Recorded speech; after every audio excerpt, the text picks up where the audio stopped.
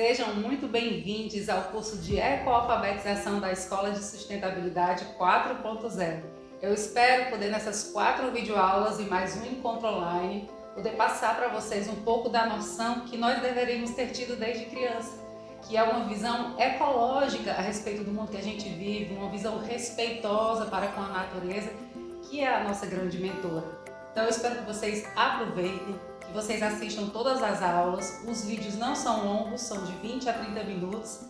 E ao final a gente vai ter um encontro para poder discutir tudo isso. É uma alegria enorme poder partilhar um pouco desse conhecimento e, de alguma maneira, formar futuros ecoalfabetizadores. Então vamos lá para a nossa primeira aula de ecoalfabetização. E para começar, vamos tentar entender um pouco sobre o que vem a ser esse conceito de ecoalfabetização. Por que ecoalfabetização? Nós fomos sempre acostumados a falar em alfabetização, não é verdade? E a gente associa esse termo ao fato da gente aprender a ler e escrever. Então a ecoalfabetização seria a gente reaprender a ler e escrever o mundo. Porque a forma como ele foi ensinado a gente não foi dentro de uma lógica de pensamento ecológico.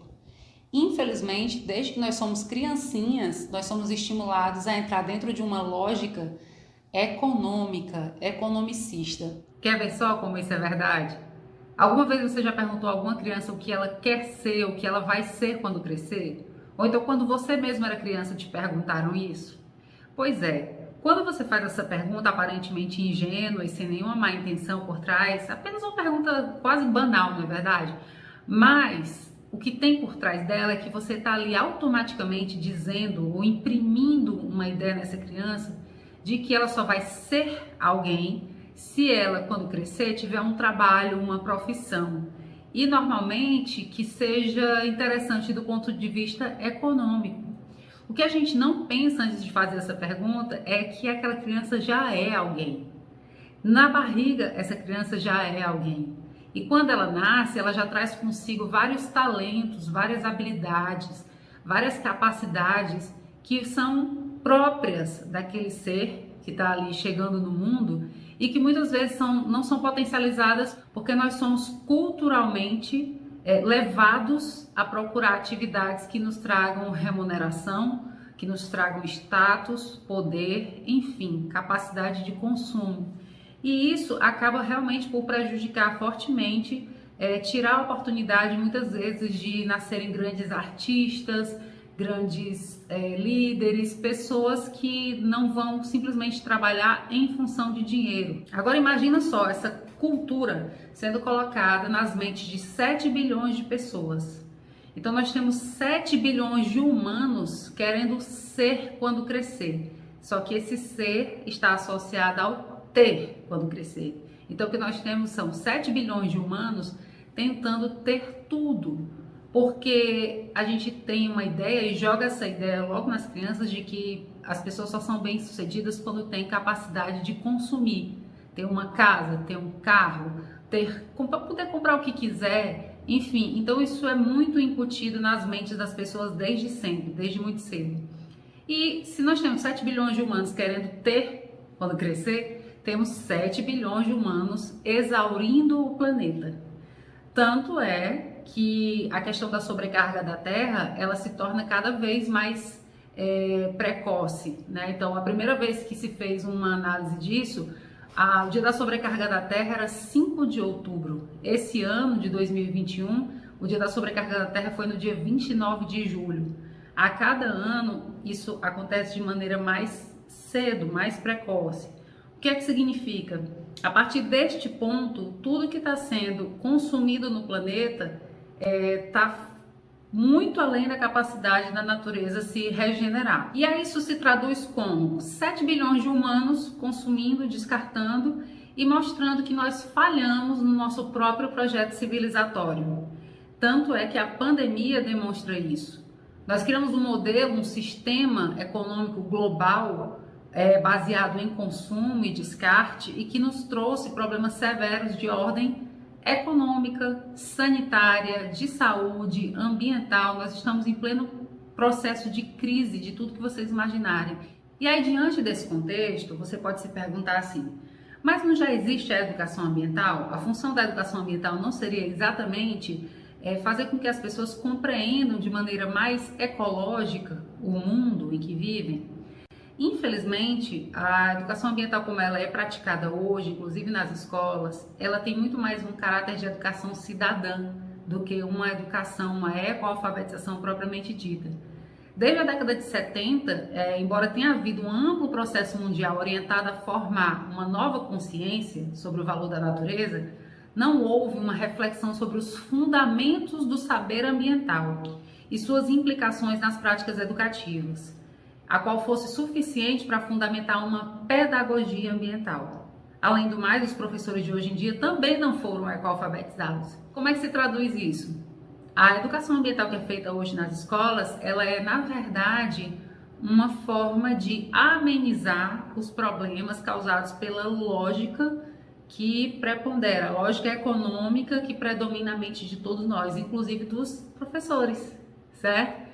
Então, o próprio sistema educacional que a gente utiliza e repassa para as crianças, ele também não condiz, ele não é compatível com uma lógica ecológica. E aí, como é que a gente pode, então, pensar nesse saber ambiental? Esse saber ambiental ele somente nascerá de uma nova ética e de uma nova epistemologia, na qual se fundem conhecimentos, se projetem valores e se internalizem saberes. Esses saberes são os saberes da natureza. De acordo com Henrique Leff, para aprender a complexidade ambiental, é necessário desaprender e dessujeitar-se dos conhecimentos concebidos. Vocês conseguem compreender que quando eu falo de ecoalfabetização, quando o Fritjof Capra fala de ecoalfabetização, o que está se propondo é uma nova educação, porque a alfabetização ela é a base da educação. Mas desde lá, como eu já falei para vocês, que o processo começa a ficar errado e economicista. Então não tem outra saída que não seja uma ecoalfabetização seguida de uma educação ecológica. E agora eu vou falar um pouco para vocês sobre imprintings culturais, que são, que de alguma maneira vão demonstrar o porquê que o saber ambiental precisa ser todo modificado para que a gente possa de fato ter uma ecoalfabetização. Então os imprints culturais, eles são um conceito criado pelo Edgar Morin dentro da teoria da complexidade, que diz que nós temos ideias que são incutidas nas nossas mentes desde o berço e ninguém discute sobre elas. Então aqui eu trouxe alguns exemplos que são os exemplos que inclusive constam no meu livro, Sustentabilidade 4.0. O primeiro deles é a ideia da superioridade do animal racional. Ainda crianças, nós somos treinados para nos diferenciar e nos colocar num patamar de superioridade em relação a todos os outros seres vivos do planeta, tendo como fundamento o fato de sermos racionais. Esse tipo de conhecimento consolidado cientificamente determina a forma como nos relacionamos com a natureza, fragmentando brutalmente seus sistemas, escravizando animais, realizando testes cruéis ou simplesmente abandonando após domesticá-los e ensiná-los a serem independentes. Vamos ser honestos. Você vai me dizer que a gente não aprende desde que nasce praticamente, desde que a gente se entende por gente, a gente acha, ou as pessoas dizem que nós somos um animal superior porque nós somos racionais. Então isso aí, pelo que nós estamos vendo que aqui o nosso próprio processo civilizatório fez, demonstra que essa ideia cai por terra. Nós podemos ser sim animais racionais, mas não há nada de superioridade em nós, inclusive do ponto de vista da interação com o ecossistema planetário. Então, se os humanos desaparecerem da Terra, por exemplo, a Terra vai continuar normalmente, a natureza vai continuar existindo normalmente. Já se as abelhas forem extintas, acaba toda a vida do planeta. Então, nesse caso especificamente, quem é superior? Então, são coisas que a gente tem que começar a repensar, a reaprender e ensinar de uma maneira diferente às crianças e também aos jovens e adultos. Um outro imprint muito conhecido é que a natureza é um recurso natural. Tem gente que nem usa o termo natureza, só fala em recurso natural. Então, se nós entendemos desde sempre que somos diferentes e superiores a todos os demais seres biológicos da Terra, não teremos qualquer problema em usar indiscriminadamente os seres vivos da natureza na condição de recursos. A noção de recursos naturais exclui ou negligencia as funções ecológicas e os serviços ecossistêmicos, ambos necessários para a preservação e conservação ambiental e para a permanência da própria vida humana no planeta. Esse imprint da natureza enquanto recurso natural, ele é tão forte, de tal maneira que nós nos desconectamos da natureza enquanto essa entidade viva, dotada inclusive de um certo nível de sensitividade, e a gente tem práticas extremamente cruéis, como por exemplo a criação de animais em situação de confinamento, onde esses animais eles vivem somente presos para poder engordar e depois serem abatidos. Isso é de uma crueldade extrema. Eu não estou querendo dizer, por exemplo, que os humanos precisam deixar de consumir todo tipo de proteína animal, mas que enquanto esses bichos estiverem vivos, se é para continuar algum tipo de consumo, que eles tenham uma vida digna e não confinados em cubículos só comendo ou sendo retirado o leite deles de uma maneira cruel, sabe? E isso precisa ser repensado, porque nós estamos nos desumanizando. Há muito tempo que os humanos estão se desumanizando, essa aqui é a verdade. Nós não temos empatia nem uns pelos outros, nem para com os animais e muito menos para com a natureza como um todo. Então é algo que precisa ser imediatamente eliminado do discurso de professores em sala de aula, por exemplo. Jamais chamar a natureza de recurso natural. Um terceiro imprint é a questão da ideia de que nós precisamos salvar o planeta. Isso também condiz com essa noção de que os humanos são superiores. Mas que audácia achar que os humanos têm que salvar o planeta. O planeta tem 4,5 bilhões de anos, a natureza tem 3,8. E a gente chegou um dia desse e acha que vai salvar o planeta. A gente tem que salvar a nossa própria vida. A gente tem que deixar a natureza viva, em paz, funcionando de maneira harmônica e equilibrada, que isso ela sabe fazer muito bem, e aprender a viver de maneira correta no planeta, exatamente a partir dos princípios e modelos da natureza. Então, não se preocupe que ninguém tem essa missão aqui não, de salvar o planeta não. A gente tem que salvar as nossas vidas. Bem, então a gente chegou a esse ponto, a gente já entendeu que precisa de uma ecoalfabetização e não somente de uma educação ambiental.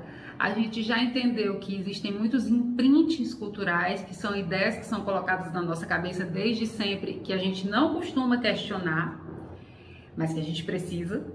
E agora a gente vai entender um pouco sobre cosmovisão predominante. Então, por que que isso tudo acontece? Por que que tem pessoas que já estão conscientes disso? Por que que nós estamos aqui no curso de ecoalfabetização e eu estou falando isso para vocês com tanta propriedade? Por que que se fala nisso desde a década de 70 e ainda assim as coisas continuam falhando e indo direto para o caos, direto para o que nós estamos fazendo, que é a autodestruição. Isso acontece por conta da cosmovisão predominante. Que cosmovisão é essa?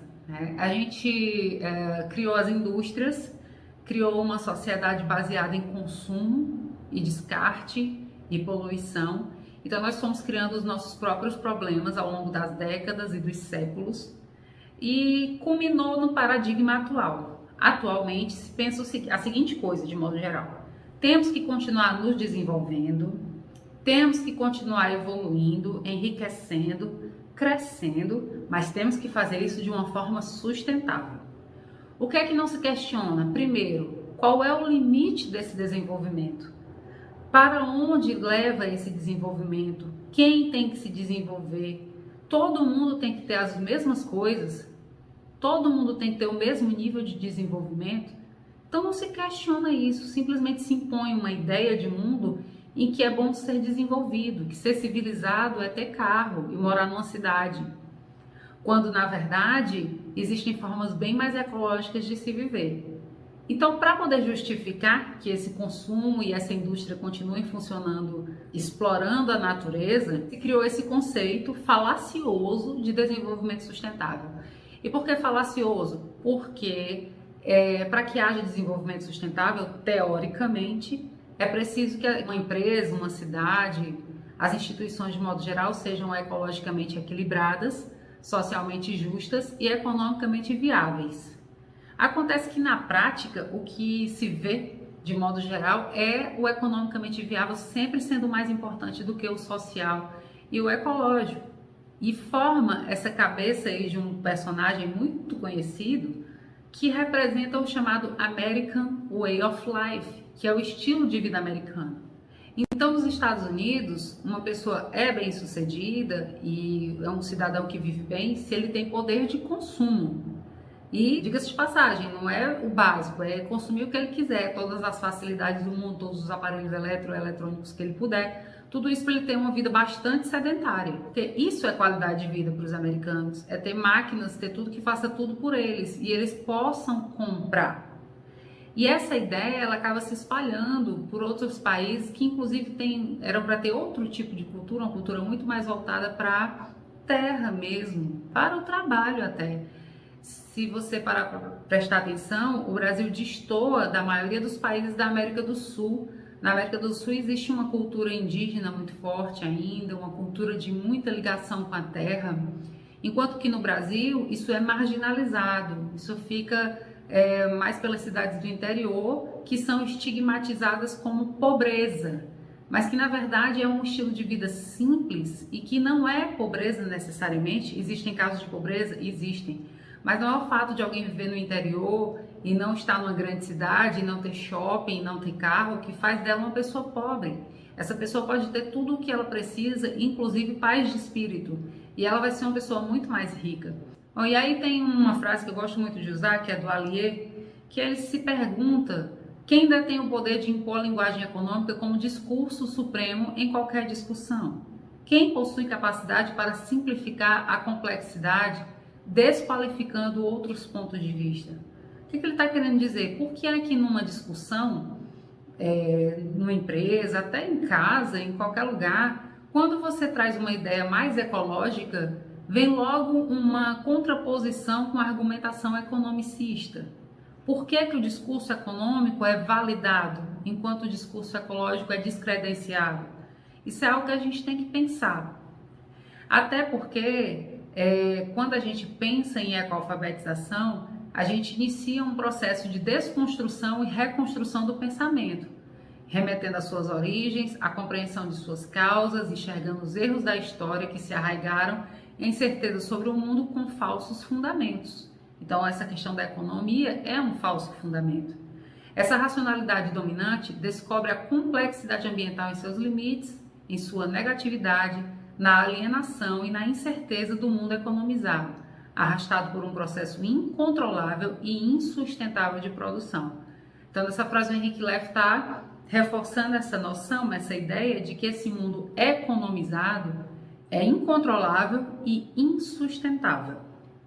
Então, diante de todo esse contexto, a gente chega para aprofundar um pouco mais o conceito de ecoalfabetização. Já falei um pouco no começo, mas é interessante que vocês saibam que quem criou esse conceito foi o Fritjof Capra, e ele diz o seguinte: ser ecologicamente alfabetizado ou ecoalfabetizado significa entender os princípios de organização das comunidades ecológicas, os ecossistemas, e usar esses princípios para criar comunidades humanas sustentáveis. Complementa dizendo o seguinte: precisamos revitalizar nossas comunidades, inclusive nossas comunidades educativas, comerciais e políticas, de modo que os princípios da ecologia se manifestem nelas como princípios de educação, de administração e de política.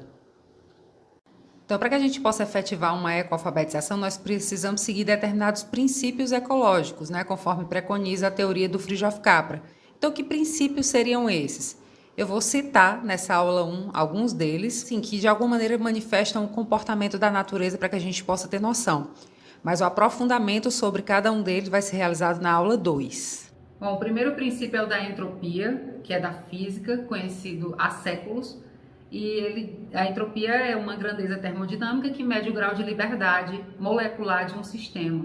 Segundo o clássico Entropy, de Jeremy Rifkin, a tendência universal é de que todos os sistemas, incluídos econômicos, sociais e ambientais, passem de uma situação de ordem a crescente desordem.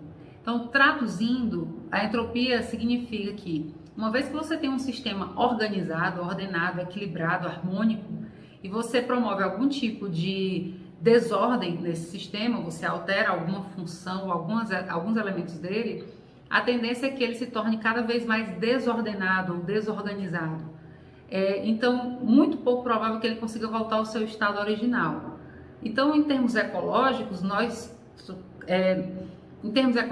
causamos uma desordem ambiental no planeta e que é pouco provável que a gente consiga restaurar a ordem natural das coisas.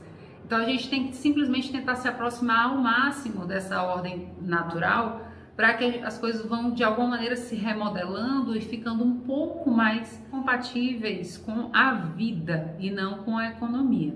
Inclusive os economistas eles têm horror à ideia de entropia, eles tentam ignorar esse conceito, apesar de conhecerem muito bem, e justificam toda a ordem de desordem, dizendo que a tecnologia seria capaz de reordenar as coisas. Para os economistas, então, a ideia de progresso é tão connatural que eles nem pensam em discuti-la. Porém, a lei da entropia mina a ideia da história como progresso. A lei da entropia destrói a ideia de que a ciência e a tecnologia criam um mundo mais ordenado. E aí tem alguns outros princípios que eu acho muito interessante mencionar e com isso a gente vai finalizando a nossa aula 1, que são os princípios da ecologia segundo a biomimética. Então eu vou simplesmente mencionar esses princípios aqui e na próxima aula a gente vai destrinchar um pouco melhor eles. São 9 princípios que são os seguintes: a natureza é movida à energia solar, usa apenas a energia de que precisa, adapta a forma à função, recicla tudo, recompensa a cooperação, se baseia na diversidade, exige especialização geograficamente localizada, inibe excessos e explora o poder dos próprios limites. Cada um desses princípios tem muita força e demonstra o quanto que nós temos, até hoje, trabalhado de maneira antinatural, vamos dizer assim. E o quanto que a gente precisa realmente mudar e ser ecoalfabetizados para que a gente possa ter um mundo diferente, tá? Além desses princípios da biomimética, existem também os princípios da ecologia profunda, que também nós vamos aprofundar na segunda aula. Bom, então é isso, eu espero que vocês tenham aproveitado a primeira aula e a gente se encontra no próximo vídeo.